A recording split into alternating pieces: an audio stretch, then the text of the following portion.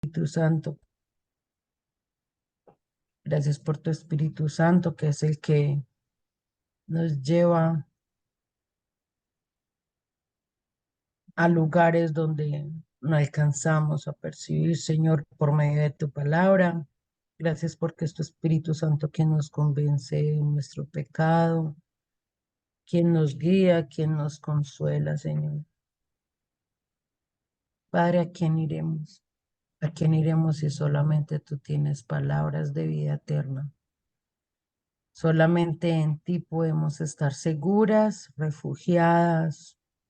Solamente tu mano es la que nos sostiene, la que nos impulsa, Señor, a que a pesar de los desafíos, las pruebas, a pesar aún, Señor, de nuestro pecado, solamente tus palabras nos levantan y nos dicen, no temas, yo estoy contigo.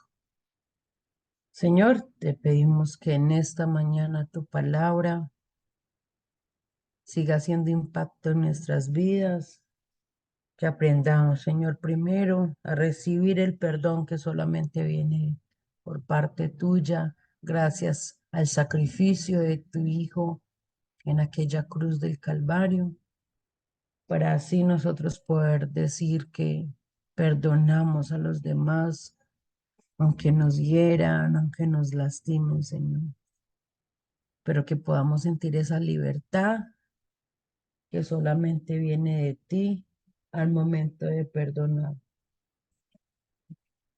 Señor, que podamos sentir esa promesa de que tú, Señor, nos has perdonado y que has echado nuestros pecados a lo profundo del mar. Ayúdanos a que en nuestros corazones haya amor, perdón y no haya rencor, no hayan raíces de amargura, no haya ira, no hayan pleitos, sino que tu palabra sea la que nos convenza de que debemos perdonar como tú nos has perdonado. Bendice cada una de las mujeres que están acá, que oramos nuestros corazones. Dirige a Lorena, Señor, que ella solamente sea un instrumento en tus manos como lo ha estado haciendo, para que tu nombre sea glorificado. Gracias, Dios. Te lo rogamos todo en el nombre de Cristo Jesús. Amén. Gracias, mi André. Bienvenidas a todas las chicas que acaban de ingresar. Señor les bendiga. Em, Qué bueno que hagamos un poquito el recorderis de lo que hemos venido viendo, ¿cierto? Ya vamos en el cuarto capítulo. Ahí tienen ustedes sus materiales. Estamos en la página 16 del libro. Eso era lo que nos tocaba para estudiar, para meditar, para reflexionar esta semana. Y en este capítulo 4 hay una imagen que me gustó mucho y es la imagen que el pintor ilustra allí en el libro, y es esos pocos de papelitos ahí colocados en la mitad de la cruz y esa cantidad de quizás, como lo dice, acta de cargos, ¿no? En contra de nosotros. Vamos a arrancar esta mañana. Qué bueno que podamos hacer entonces un recorderis de lo que hemos venido viendo desde que iniciamos. Iniciamos viendo las heridas y las cicatrices. Eso fue lo que empezamos. Yo creo que en todo este proceso hemos venido viendo como aspectos del perdón, aspectos de lo que es el perdón, para qué es el perdón, y hemos venido mirando cada aspecto de cada tema, y hemos venido viendo heridas y cicatrices, de cómo somos propensos a tener heridas y a tener cicatrices. También estuvimos viendo que hay dos caminos para elegir y que cada ser humano tiene la libertad de poder elegir si quiere el camino de la libertad del perdón o quiere el camino de la prisión, si quiere el camino del rencor. Entonces, ese fue también otro punto que estuvimos mirando. También otro punto que hemos estado viendo anteriormente es que el perdón es un mandato y no es una opción. Eso también lo estuvimos viendo, que un cristiano no tiene la opción de decir si quiere o no quiere, si tal vez podría ser, pero no es necesario, no, sino que realmente el perdón es una orden de parte de Dios, es un mandato de Dios, es un mandamiento para nuestras vidas y que nosotros debemos, si somos obedientes a Dios, debemos perdonar. Otro punto que también estuvimos viendo respecto al perdón es que el perdón nos ayuda a vestirnos de los frutos del Espíritu y que digamos que al estar el Espíritu Santo en nosotras y a ver los frutos del Espíritu y trabajar en ello, eso nos capacita y nos ayuda también para perdonar. Siempre estábamos hablando de ser bondadosos, misericordiosos, humildes, mansos y cómo todos esos aspectos que también son frutos del Espíritu nos ayuda también a perdonar. Y hoy vamos a estar viendo que el perdón lo hace posible el canal del amor. Eso es lo que vamos a estar viendo en esta preciosa mañana, pero me encanta que hemos podido ir mirando como cada aspecto, ¿no? Diferentes aspectos que se relacionan y que van de la manito de allí del perdón. Entonces, para que arranquemos, permítanme por aquí les comparto, muchacha, la diapositiva. Ujú. Y vamos por aquí. A ver. Listo. Creo que allí ya nos estamos viendo un poquito. Miremos por aquí. Y hoy el versículo clave que vamos a estar estudiando en esta mañana es Colosenses 2:4, que también está en sus materiales. Ahí está.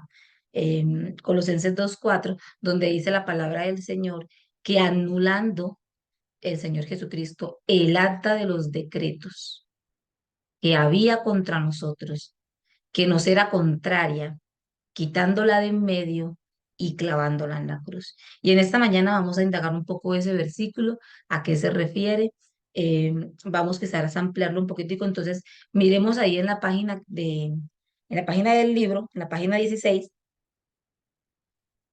en el primer párrafo dice, esto nos hace preguntar, ¿cómo nos perdona Dios por haber asesinado a su único hijo?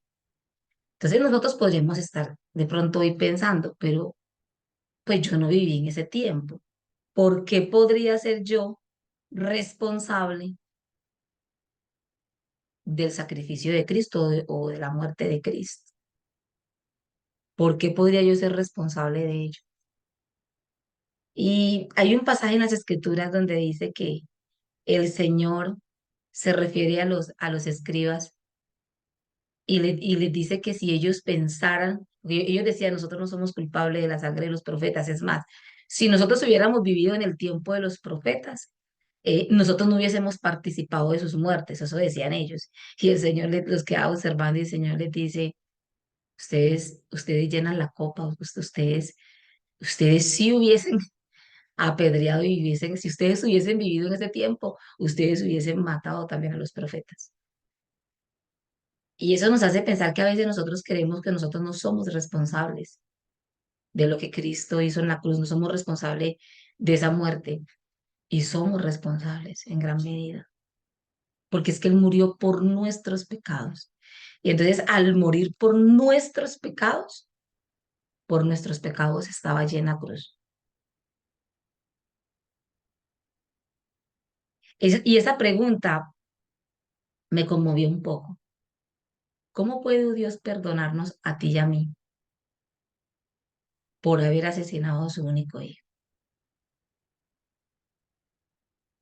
¿Cómo pudo Dios perdonar a aquellos que estaban al pie de la cruz, insultándole y diciéndole cosas? ¿Cómo es la capacidad de Dios para perdonar tal magnitud de maldad como la maldad que se cometió en el sentido de que nuestro Señor fue juzgado injustamente, tuvo un juicio injusto y fue maltratado y herido y luego crucificado, golpeado? ¿Cómo hace Dios para perdonar algo así? Yo creo que si nosotros nos ponemos a ver realmente, yo creo que lo único que nosotros merecemos realmente es el castigo, la ira de Dios sobre nuestras vidas. Y yo pensaba en esa pregunta esta semana, muchachas, y todavía hoy aquí me está como calando. ¿Cómo puede Dios perdonar algo así? Sigámoslo mirando. La gracia que cubre nuestros pecados. ¿Cómo nos perdona Dios por haber asesinado a su hijo? En el Salmo 103, del 10 al 12, dice la palabra del Señor. No ha hecho con nosotros, y subrayó unas palabras claves, conforme a nuestras iniquidades, ni nos ha pagado conforme a nuestros pecados, ni nos ha hecho conforme a lo que merecemos, conforme a nuestras iniquidades, ni tampoco nos ha dado el pago conforme a nuestros pecados. Porque como la altura de los cielos sobre la tierra, ¿qué dice la palabra de Dios? ¿Qué hizo Dios? Engrandeció Dios su misericordia sobre los que le temen. Como está de lejos el oriente del occidente, de esa distancia, dice la palabra de Dios, hizo alejar de nosotros nuestras rebeliones. Lo que más me impactaba cuando estudiaba ese tema es ver cómo el perdón de Dios es tan perfecto. Es algo que Dios toma todos nuestros pecados, nuestras ofensas y se van fuera, lo más lejos posible. O sea, y lo que quiere decir eso es que no lo traes nuevamente al presente, no lo traes nuevamente aquí, no está constantemente en su memoria, sino que todo lo contrario. Lo que nos está diciendo allí es que el Señor lo aparta y lo deja allá y no se acuerda nunca más de ello. ¿Usted se imagina algo tan precioso como eso? Sencillamente es maravilloso, muchachas.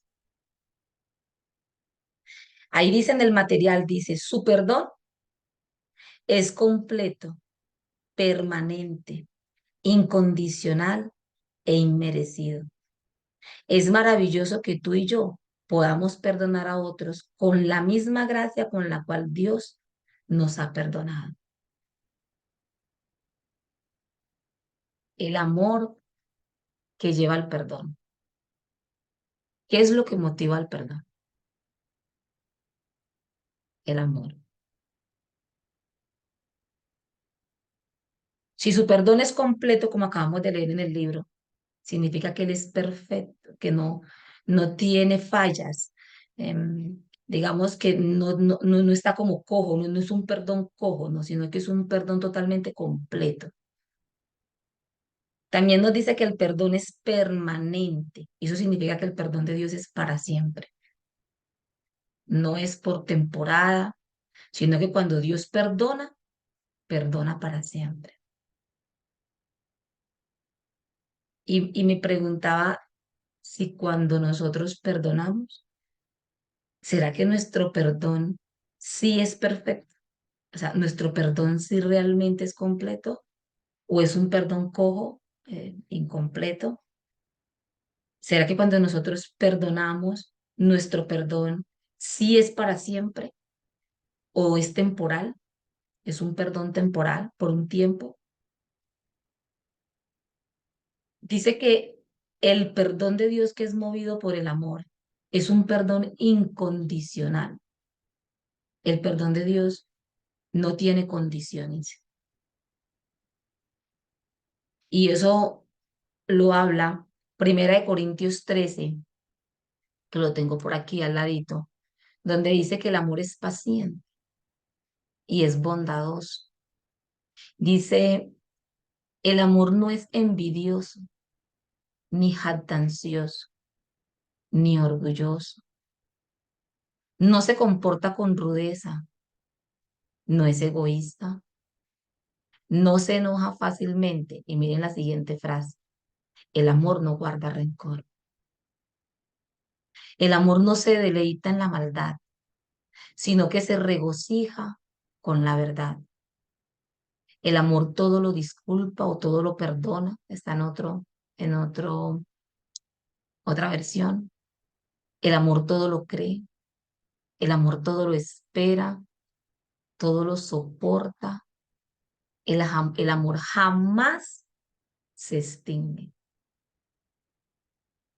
Y todas estas características que están en 1 Corintios 13, que habla acerca del amor, nos habla de cómo ama a Dios. Yo creo que es uno de los textos que más nos puede ayudar a evaluar si la manera en la que nosotros estamos amando es de acuerdo al amor de Dios o estamos amando con un amor totalmente distorsionado al amor de Dios.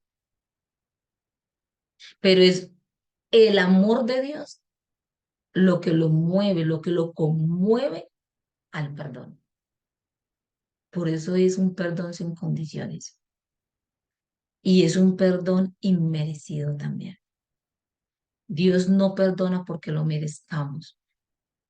Dios sabe que nosotros no merecemos su perdón. Él lo sabe. Si no tuviésemos una enorme lista de pecados y nuestro único pecado hubiese sido, ¿cierto? Haber crucificado al Señor Jesucristo, aún así, creo yo, nosotros no somos merecedores del perdón del Señor. Pero nosotros tenemos una gran lista enorme de pecados. Dice, es maravilloso que nosotras podamos perdonar a otros por amor, al igual que Dios, pero debe hacerse con el mismo amor de Dios. Así que intentar amar al prójimo para perdonarlo, si lo amamos con un amor distorsionado, que no es un amor conforme al amor de Dios, es imposible que una persona pueda decir que ha perdonado de una manera eficaz, que su perdón ha sido perfecto, que su perdón ha sido para siempre, que su perdón ha sido sin condiciones y sin que la persona lo merezca, si en su corazón no está realmente lo que es el amor de Dios.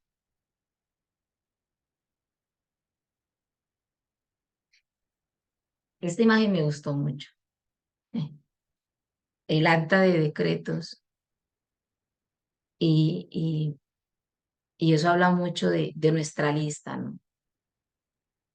Cada pecado está registrado,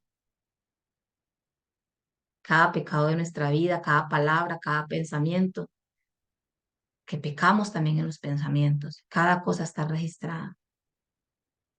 Me gustó mucho el comentario que hace Charles Stanley aquí, porque de pronto nos puede abrir un poquito más el ambiente, el contexto acerca de el versículo de Colosenses 2:14, y él dice, el apóstol Pablo se refiere aquí en el acta, cuando dice que en el acta, ¿cierto? En el acta de los cargos, que él anuló el acta de los cargos y la clavó en la cruz, él dice, se refiere aquí a una práctica familiar a su auditorio del primer siglo. En aquellos días, cuando un hombre le debía algo a alguien, ¿qué hacía? Le firmaba un acta. A veces creemos que no existían los certificados en ese tiempo y sí existían. Claro que sí, certificados firmados. Dice, se firmaba un acta o un certificado de deuda. Esa acta incluía todo lo que se debía junto con los términos de pago. Ahora, el deudor, o sea, el prestamista, perdón, y un testigo firmaban el documento de esa deuda. En un sentido, cada uno de nosotros tiene un acta de deuda y la muerte de Cristo la canceló. Pablo dice, quitándola de en medio y clavándola en la cruz. A menudo, un exdeudor que hacía, o sea, una persona que ya había pagado, dice, un exdeudor, clavaba su certificado cancelado en un lugar público para que todos supieran que había pagado su deuda, como testimonio de que mi deuda está paga, y la colocaban en un lugar público. Y dice, siguiendo esta práctica, Pablo dice que nuestra deuda fue clavada en la cruz con Cristo, queriendo decir que ha sido cancelada totalmente. No tenemos ninguna obligación legal.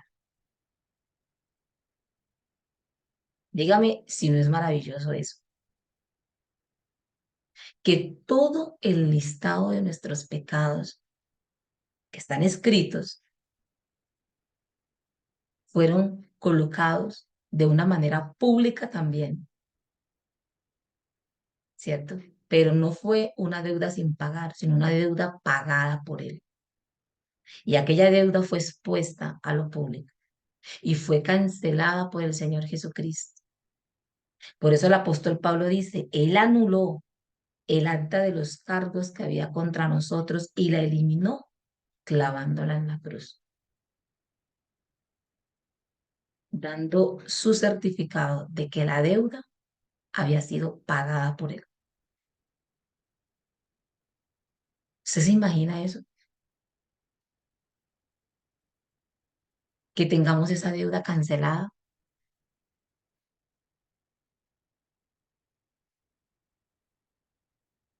De alguna manera todos hemos ofendido a Dios, todos.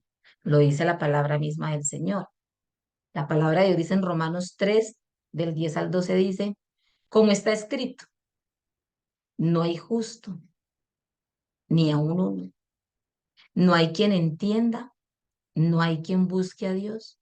Todos se desviaron, a una se hicieron inútiles. No hay quien haga lo bueno, no hay ni siquiera uno. ¿Eso qué significa? Que todos tenemos un acta de cargos en contra, todos.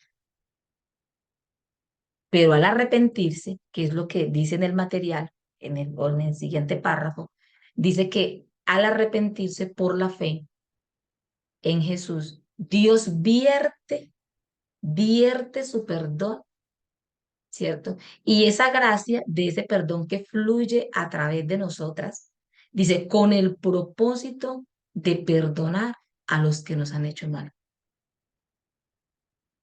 De eso que hemos recibido, de ese perdón que hemos recibido. Entonces, con ese perdón, Dios nos capacita. Nos dice que eso fluye en nosotros con la capacidad y el propósito para que nosotros también podamos perdonar a los que nos han hecho mal. Quiere decir que delante del Señor no hay excusa para que un cristiano que dice que tiene a Cristo, que dice que ama a Jesús, que dice que ha recibido el perdón de Jesús, que el cristiano pueda decir, yo he recibido y he experimentado su perdón, pero yo no puedo perdonar a los demás.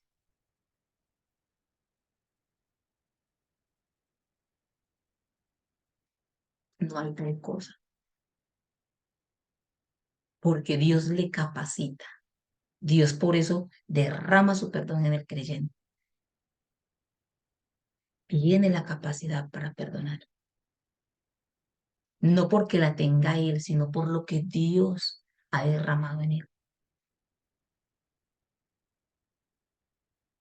El tercer punto es que Dios toma su registro de deudas.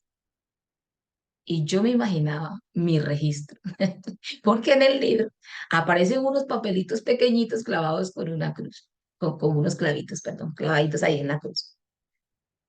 Pero cuando yo pensaba en cómo sería mi lista, mi acta de decretos que me es contraria, yo creo que lo mío era un rollo.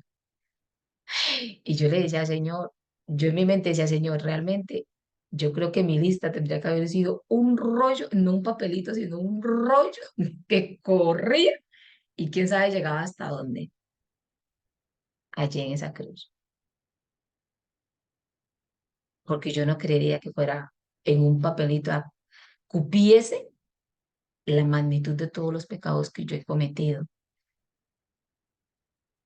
desde que estaba joven o desde que estaba niña. Yo no creo que alcance ahí, porque la magnitud de nuestros pecados es inmensa. Por eso la Biblia dice que es una deuda impagable, porque cada pecado, cada, cada pecado que está anotado ahí en ese registro, dice, esos son los crímenes. Cada pecado es un crimen contra la ley moral de Dios. Y cuando Dios anula, está anulando los crímenes que hemos cometido contra su ley, contra Él mismo, contra su propia deidad. Ahora imagínese que Dios coge esa deuda, ese listado, y lo rompe y lo hace pedacitos. Yo de verdad, muchachas, me quedo impactada de ver cómo es el amor, el perdón del Señor hacia nosotros. Ahí entiendo cada vez más que realmente es un perdón inmerecido. No lo merecemos. Ahora, si aún no eres creyente, sí. Si Cristo no es tu Señor, el Señor de tu vida, la mala noticia es que tu deuda aún no ha sido pagada, sino que tu deuda está vigente. Y si mueres, déjame decirte que vas a morir con una deuda que no ha sido saldada y vas a tener que pagar. Y el pago de la deuda es que la ira de Dios será derramada sobre ti. Eso dice la Escritura. Eso dice la palabra de Dios. No lo está diciendo Lorena, lo dice la palabra de Dios. Que la ira de Dios se derramará por completo sobre ti e irás a una condenación por toda la eternidad, en lo cual la Biblia llama al infierno.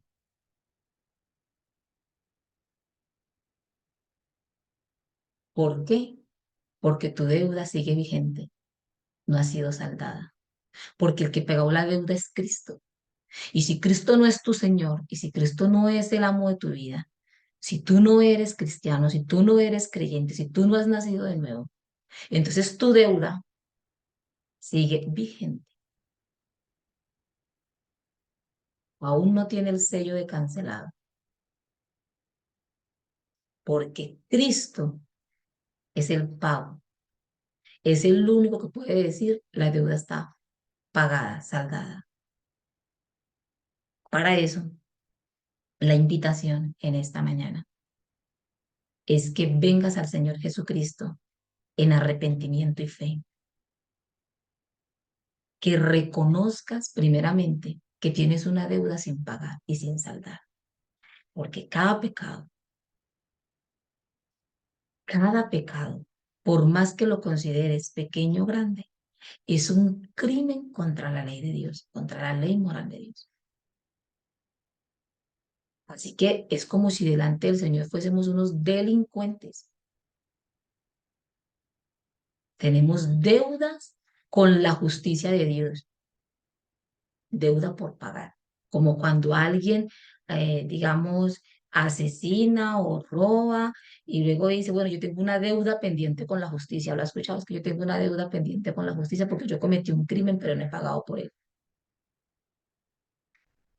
De esa manera, cada pecado es una deuda. Mi invitación en esta mañana entonces es que la cancelación de la deuda está a la disposición, está al alcance si tú la quieres tomar.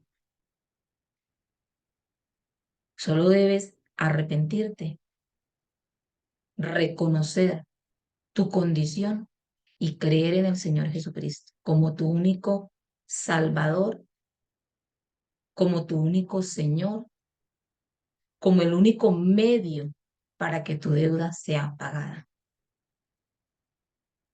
Confiésalo y pídele al Señor que perdone tu deuda y que perdone tu pecado. ¿Y sabes qué va a pasar? Tu acta anulada completamente. Y no va a ser una anulación temporal, sino para siempre, perfecta, tal cual como lo es el Señor. Por eso quise volver a colocar aquí Colosenses 2:4, donde dice, anulando el acta de los decretos que dice que había contra nosotros. Nos era contraria, pero quitándola de en medio y clavándola en la cruz como una deuda saldada. Maravilloso. El infinito amor de nuestro Señor y Salvador. Y para que quizás cerremos, porque yo sé que el tema de hoy era un poco más corto, quiero llevarlos quizás a mostrar como una historia bíblica, cómo una persona que ha experimentado el perdón, que ha experimentado la anulación de sus propios, digamos, sus propios pecados, ahora tiene la capacidad y puede llegar a la capacidad de perdonar. Ahora, la historia es muy larga, entonces tomen sus Biblias, vamos a ver unos textos, porque sé que la historia es bastante larguita, pero ojalá se la puedan luego leer en casa, son como 4 o 5 capítulos que van seguidos, o también se puedan ver la película, es muy, muy, muy hermosa, realmente. Entonces, arranquemos. También ahí su Biblia, vámonos al libro de Génesis, y miremos cómo lo que acabamos de ver acerca del perdón se hace evidente en las escrituras, en la vida de una persona que está aquí en los registros bíblicos. Para ello, primero vayámonos al capítulo 37. Y ahí encontramos el inicio de la historia. Y es José, es aquí la historia de José con sus hermanos, ¿cierto? En el versículo de 2 al 5 dice, y esta es la historia de la familia de Jacob. José, siendo de edad de 17 años, o sea, un adolescente, un muchacho muy joven, apacentaba las ovejas con sus hermanos. Y el joven estaba con los hijos de Bila, con los hijos de Silpa, mujeres de su padre. E informaba a José a su padre la mala fama de ellos, o sea, de sus hermanos. Y amaba a Israel a José más que a todos sus hijos, porque lo había tenido en su vejez. Y le hizo una túnica de diversos colores. Versículo 4. Y viendo sus hermanos que su padre lo amaba más que a todos, dice, y viendo sus hermanos que su padre lo amaba más que a todos sus hermanos, le aborrecían. Tengan en cuenta eso. ¿Cómo empezó la situación? Empezaron a aborrecerle y no podían hablarle pacíficamente, o sea, en paz, sino que siempre que hablaban con él era para peleas, para contienda, lo trataban mal, porque empezaron a aborrecerle. Ahora, en el 5 dice, y soñó José un sueño y lo contó a sus hermanos. Y ellos llegaron a qué? A aborrecerle más todavía. Así que el sentimiento de sus hermanos hacia José cada día se incrementaba. Eso es lo que pasa con el rencor y el odio. ¿Se acuerda que lo vimos, creo que fue la semana pasada, que el odio, el deseo de venganza, eso no disminuye, eso aumenta? Y nosotros vemos aquí que eso también en ellos empezó a aumentar. Cada vez le aborrecían más. Luego saltemos, porque tenemos que hacer casi que una miradita muy rápida aquí en los textos, saltemos al versículo 8 y dice, le respondieron sus hermanos, ¿reinarás tú sobre nosotros o señorearás sobre nosotros? Y le aborrecieron aún más a causa de los sueños y sus palabras. Cada vez peor la situación, ¿cierto? Saltemos al 11. El 11 dice, y sus hermanos le tenían envidia, mas su padre meditaba en esto. ¿Cómo cómo el corazón de uno se puede llenar de tal manera y poco a poco aquello se va aumentando. Luego saltemos al versículo 19 para que lo vayamos viendo allí. Resulta que los hermanos salieron a apacentar las ovejitas y el padre mandó a José y le dijo, ve y mira cómo están tus hermanos. Entonces aquí ya José se va a encontrar con ellos. Entonces ellos le dijeron el uno al otro, he aquí viene el soñador, cuando lo vieron venir. Ni siquiera lo llamaban por el nombre. ¿Se sabe cuando, no sé si usted ha experimentado cuando le ponen apodos? Bueno, ya José aquí tenía apodo, el soñador, le decían los hermanos. Y así, y yo creo que eso me hace acordar. Hay personas que nos hieren de esa manera también, con los apodos. Y a veces, como con las indirectas, ¿no? La crítica. Y, y yo creo que era tanto lo que había en sus corazones ya cerca de su hermano, que le veían venir y decían, ahí no viene nuestro hermano, ni viene José, sino que ahí viene el soñador. Ahora, del versículo 22 vamos al versículo 22 rápidamente. Dice, y les dijo Rubén, no, perdón, el 20 que me lo salté, qué pena, mis hermanas. Dice, ahora pues, venid y ¿qué hagamos? Matémosle y echémosle en una cisterna y diremos, alguna mala bestia lo devoró y veremos qué será de sus sueños. ¿Cómo le había ofendido a estos hombres los sueños de su hermano? Porque esos sueños daban a entender que ellos iban a postrar un día ante su hermano. Y ellos estaban indignados con su hermano. A tal punto se creció aquello en sus corazones que le deseaban la muerte a su hermano.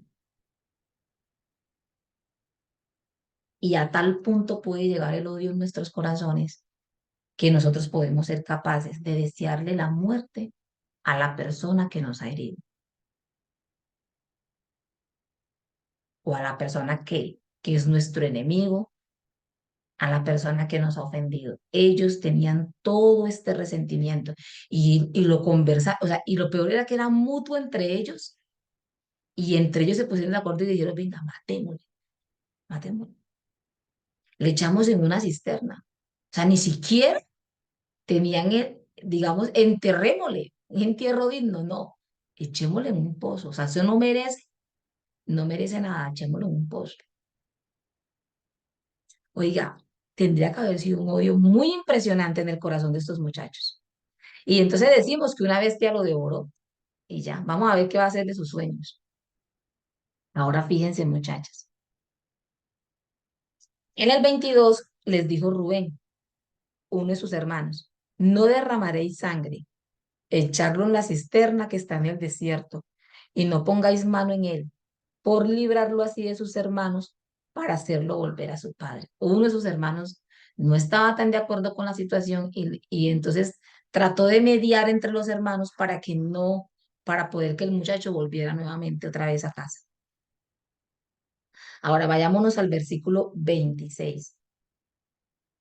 Entonces Judá dijo a sus hermanos, ¿qué provecho hay en que matemos a nuestro hermano y encubramos su muerte? Oiga, pues, venid, vendámosles a los ismaelitas y no sea nuestra mano sobre él, porque él es nuestro hermano, nuestra propia carne, y sus hermanos convinieron con él. ¿Y qué hicieron? Le vendieron. Ahorita nos podemos lucrar, ¿no? Cuando pasaban los madianitas, mercaderes, sacaron ellos a José de la cisterna y le trajeron arriba y le vendieron a los ismaelitas por 20 piezas de plata y llevaron a José a Egipto. Tremenda historia, tremenda historia. Y uno aquí empieza a ver los pasos que hemos estado viendo en el libro de la libertad del perdón. Cómo aquello empieza con un rencor, rabia, cómo aquello se transforma en amargura, cómo la amargura luego se transforma en un deseo de venganza y luego cómo se transforma en violencia. ¿Se acuerda que lo estuvimos viendo los pasos? Cómo se van incrementando hasta que tú llegas, puedes llegar a la venganza y puedes llegar a la violencia. Y ellos llegaron. Capítulo 39, saltemos al capítulo 39 en la Biblia. En el versículo 19,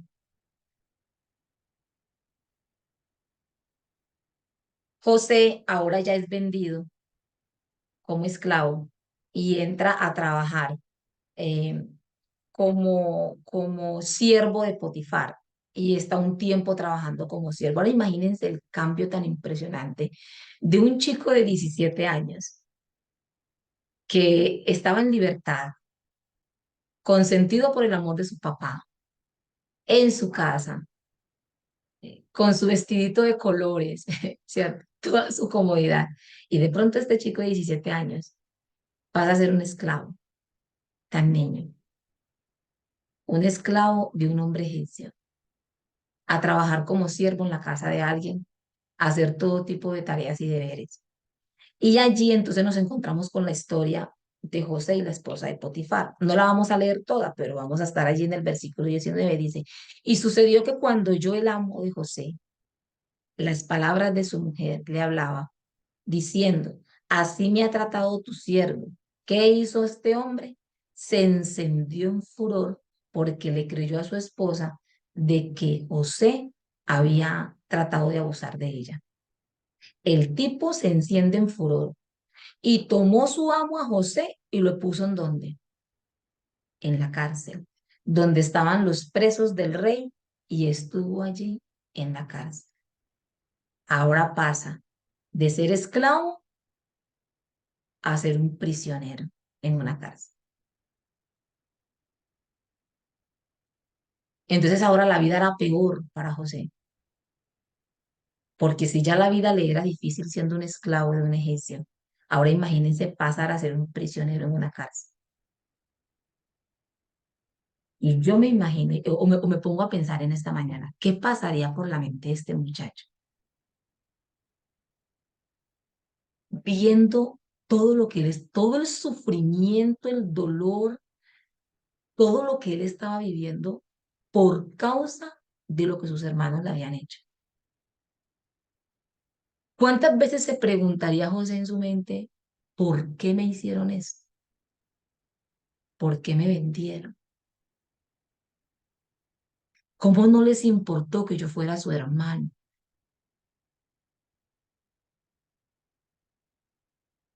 ¿Cómo nosotros muchas veces nos preguntamos cómo este familiar fue capaz de hacerme esto? ¿Cómo no le importó que yo fuese su sobrina? ¿Cómo no le importó que yo fuese su hija? ¿Cómo no le importó que yo fuese su esposa? ¿Cómo mi esposo me hace esto? No sé si nosotros en algún momento nos hemos sentido así o nos hemos preguntado, ¿por qué esta persona, siendo tan cercana, me ha lastimado y me ha herido de esta manera? Pues yo creo que José se preguntaba eso ya. ¿Sabe qué marcó la diferencia en este muchacho?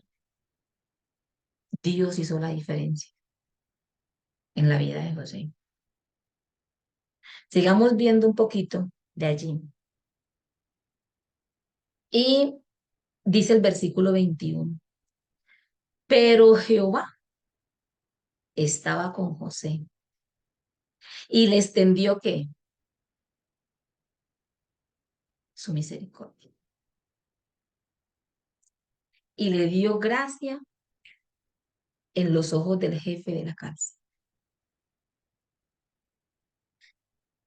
Y le extendió el Señor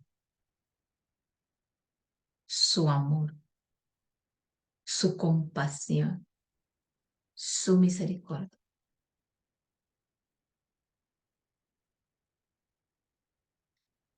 Y eso es lo que el Señor nos extiende a nosotras, su misericordia, su amor. El Señor le amó ahí en esas condiciones. Y si el Señor le extendió eso a él, yo estoy segura que José experimentó en los peores momentos de su vida, en los peores, donde no conocía a nadie, porque él llegó ahí, no conocía a nadie, no tenía familia que lo visitara en la cárcel, no tenía nadie en que le llevara un bocado de comida, no tenía nadie en que le escribiera nada. Totalmente solo, abandonado total. Es más, su padre lo daba por muerto. Pero ahí en esa condición, Dios extiende su misericordia sobre este muchacho. Y José experimenta el amor de Dios, y lo palpa durante todo ese trayecto de su vida. José sigue experimentando el amor de Dios. Usted no ve, por eso usted no ve en José una actitud contra Dios. Por el contrario, José no pecó con la esposa de Potifar porque dijo, porque temo a Dios. ¿Cómo le haría yo eso a mi Dios y a mi amo? ¿Cómo podría yo pagarle de esa manera? Y eso habla de un corazón agradecido y de un corazón que estaba experimentando el amor de Dios en esas condiciones. Saltemos al capítulo 42, dos capítulos más adelante, porque sé que la historia es larguita. Y veamos el versículo 7. Y aquí ya José ha pasado el tiempo en la cárcel, pero luego José se convierte en el gobernador, la mano derecha del faraón. Ya cambia de posición. Ahora está en una posición privilegiada José. Y ahora José se va a encontrar con sus hermanos. Mire lo que dice aquí. Y José cuando vio a sus hermanos, los conoció. Mas hizo que no los conocía y les habló ásperamente y les dijo, ¿de dónde habéis venido? Y ellos respondieron, de la tierra de Canaán para comprar alimentos. ¿Usted se imagina lo prevenido que estaba José? ¿Usted se imagina lo prevenido que estaba José? Dice, y José pues conoció a sus hermanos, pero ellos no le conocieron. Saltemos al capítulo 45. Ahí se relatan una cantidad de sucesos en ese trayecto. Pero vámonos al 45, veamos lo que dice el versículo 4 al 5. Dice, cuando ya José se revela a los hermanos y les dice, yo soy José. Cierto que ellos no la habían conocido, pero aquí, ahora José les dice, ahora fíjese esto, alguno de los hermanos le pidió perdón a José, como para que José dijera, me pidieron perdón, los perdono. No, cierto que no. Ellos no sabían que era su hermano José, pero ya en José había un perdón por sus hermanos mucho antes de revelarse a ellos, de mostrarse a ellos. Ya José había obrado en su corazón el Señor, ya José con el Señor habían arreglado esa situación. Y José en su corazón ya había perdonado a sus hermanos cuando se reveló a ellos, cuando se mostró a ellos. Eso lo encontramos en el 45, en el versículo 4 y 5. Dice, entonces José dijo a sus hermanos, acercaos a mí. Y me importa la primera frase porque no fue como que a metros de mí, no quiero nada con ustedes, sino que miren la respuesta de este hombre, acérquense a mí. Y ellos se acercaron y él dijo, yo soy José, vuestro hermano, el que vendisteis para Egipto. Ahora pues, no os entristezcáis. ¿Usted se imagina la cara de los hermanos? José les dice, no os entristezcáis, ni os pese el haberme vendido acá, porque dice, preservación de vida, me envió Dios delante de vosotros. José logró entender que si bien él no buscó ese sufrimiento, Él no buscó ser vendido, ni ser un esclavo, ni ser un prisionero. Dios, él sabía que Dios en su soberanía había permitido que sucedieran todos esos acontecimientos, pero que no acontecieron por nada, sino que acontecieron con un propósito. Luego tenemos, vayamos al versículo 15 de ese mismo capítulo. ¿Qué hizo? ¿Qué hizo José? Leemos desde el 14, dice, y se echó sobre su cuello de Benjamín su hermano y lloró. Y también Benjamín lloró sobre su cuello y besó a todos sus hermanos y lloró sobre ellos. Y después sus hermanos hablaron con él. ¿Cómo le parece? Los besó y los abrazó. Y luego de eso es que sus hermanos hablaron con él.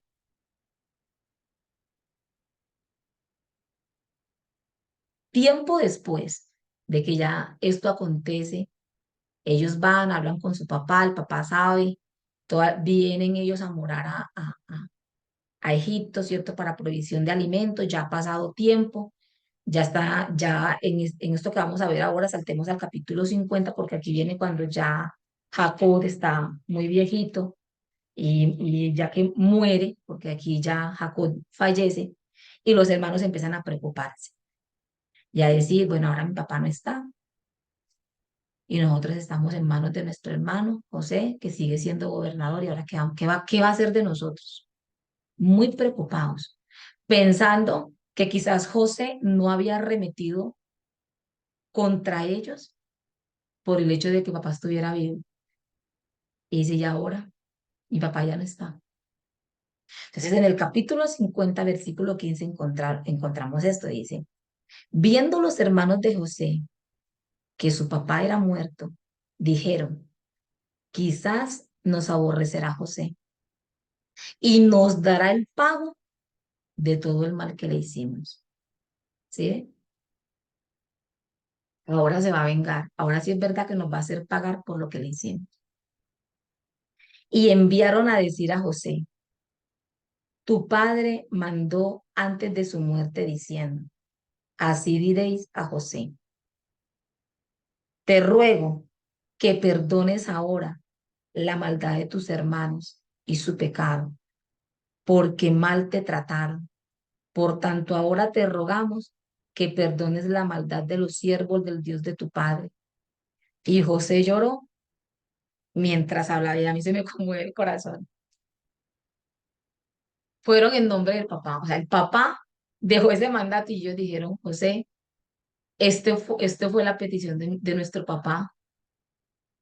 Nuestro padre murió, pero él tiene este mensaje, que nos perdones.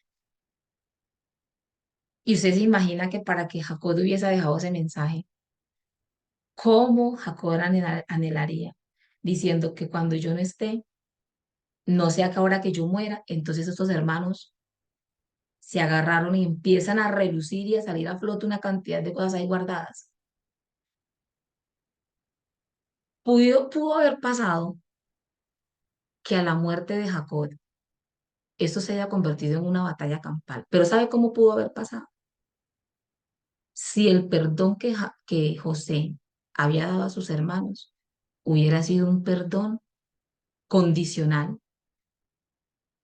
hubiera sido un perdón incompleto y momentáneo, pasajero, perdón pasajero, por un tiempo mientras mi papá estuviese vivo, pero espere y verá que muera.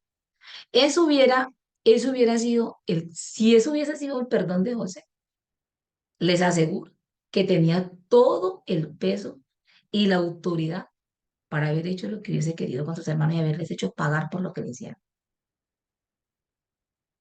Pero ahora el Señor nos va a mostrar que el perdón en el corazón de José era un perdón genuino. Dice la palabra del Señor en el versículo 19 al 21. Dice, ¿y cuál fue la respuesta de José? Dice, y le respondió José, no temáis, ¿Acaso estoy yo en lugar de Dios? Y cuando él dice, ¿acaso estoy yo en lugar de Dios? Está diciendo, ¿acaso yo soy juez como Dios? No, yo no soy juez. Eso le corresponde al Señor, no a mí.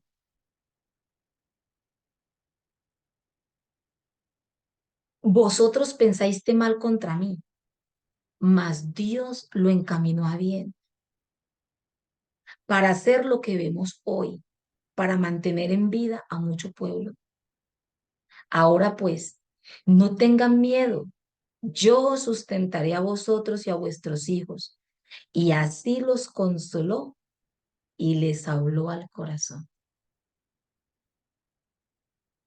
Y de esta manera se pudo comprobar que el perdón de José era un perdón verdadero, completo, incondicional, un perdón que permanece. Por eso la palabra dice, de la manera en la que Dios os perdonó, así también perdonad vosotros.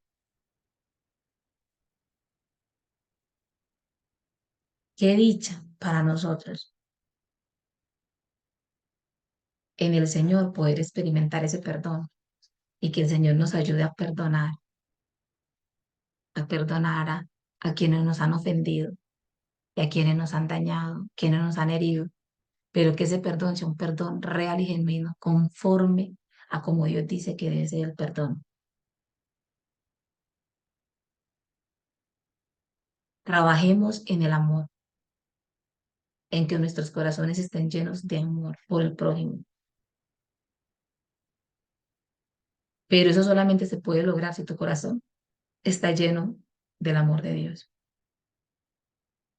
el amor al Señor. Y ahí se cumple el más grande de los mandamientos. Amarás al Señor tu Dios con todo tu corazón, con toda tu alma, con todas tus fuerzas, ¿cierto? Pero luego dice, y a tu prójimo como a ti mismo. Démosle gracias al Señor en esta mañana, muchachas, porque el Señor esté obrando en nuestras vidas. Permítanme quitar por aquí el anclaje. ¿Les parece si oramos? Bendito Padre, te damos muchísimas gracias en esta mañana. En la vida de cada una de nosotras, Señor, gracias por enseñarnos esta verdad y por hablar a nuestros corazones, Señor. Señor, extiende tu misericordia en nuestras vidas, tu amor en nuestras vidas, Señor. Padre, que tú seas revelando a nuestro corazón cualquier impedimento, lo que haya en nuestras vidas, que no nos esté permitiendo amarte a ti con todo nuestro ser, con toda nuestra alma, con todas nuestras fuerzas, con toda nuestra mente. Y de esa manera también, Señor, nos impide amar a nuestro prójimo. Padre, ayúdanos a degustar de tu misericordia, de tal manera, Señor, que podamos ser misericordiosos con otros, Señor, y poder perdonar las ofensas de aquellos que nos han herido y nos han lastimado, Señor. Te ruego, Señor, que tú obres en cada una de nuestras vidas para que ese perdón sea sincero, sea como tu perdón, que sea un perdón para siempre, no temporal. Señor, que sea un perdón incondicional, que no sea en base a condiciones, Señor, sino simplemente porque tú nos has perdonado. Ayúdanos a perdonar, Señor, no pensando en que si mi ofensor lo merece o no lo merece, sino que perdonamos porque tú nos has perdonado. y porque cuando hemos experimentado tu amor y tu misericordia, Señor, lo has hecho en nosotros con propósitos, para que también nosotros podamos amar y tener misericordia con los otros, Señor. Señor, te damos gracias en esta mañana. Te pido, Señor, que seas tú hablando a nuestro corazón y que nuestro corazón, Señor, en esta semana pueda experimentar ese amor y esa misericordia, pero que también podamos practicar ese genuino perdón, Señor. Encomendamos este resto de tiempo en tus manos, en Cristo Jesús. Amén. Bueno, tenemos el taller, ¿cierto? Que está en la página, ahí seguidito, en el material, el taller que vamos a realizar hoy. Y bueno, hay una hermanita que también nos va a compartir un poco cómo le fue con el taller. Entonces, permítanme por aquí, paro la grabación y entonces continuamos con el desarrollo del taller. ¿Listo?